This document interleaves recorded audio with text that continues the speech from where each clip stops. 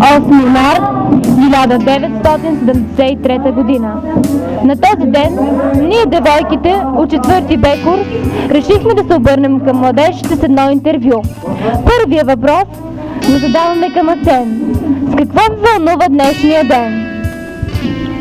8 март е ден на жената, от която почва всеки нов живот, всяка любов и всяка мъка.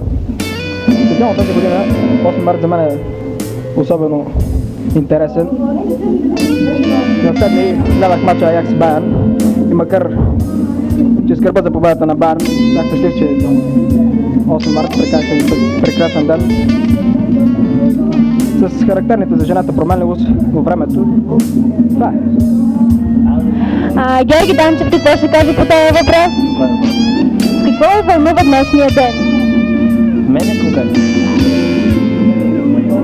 конкретно пише, не вълнува, защото не е мой празник.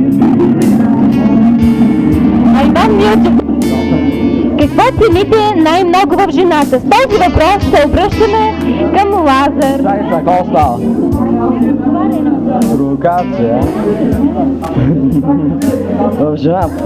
Най-много цена в жената умението да чувства, когато мъжа има нужда от нея. А вие, Валори, какво ще кажете на този въпрос? Какво цените най-много в жената? Може би много качества, в които най-вече добродетелността и така нататък. Желаете ли поне за час да се почувствате жена и защо? С този въпрос се обърнахме към Асен.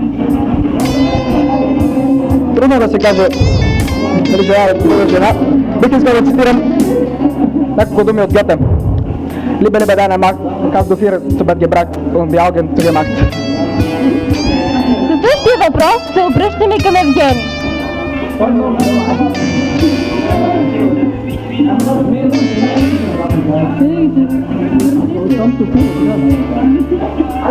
Никога не съм мислил по този въпрос, но все пак, ако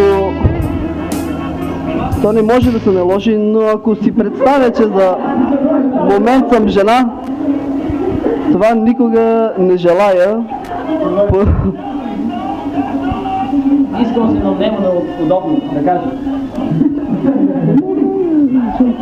Евгения, ако беше жена, Спасов малко по-големо внимание щеше да ти обръща.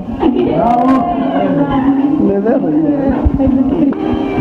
Следващия въпрос е: на коя мода сте привърженик в женския туалет? Миди, мини, макси и защо? На въпроса ще отговори Пет. Те трите моди са много хубави, само че трябва да се носят всека със сметка, не? Как е компания.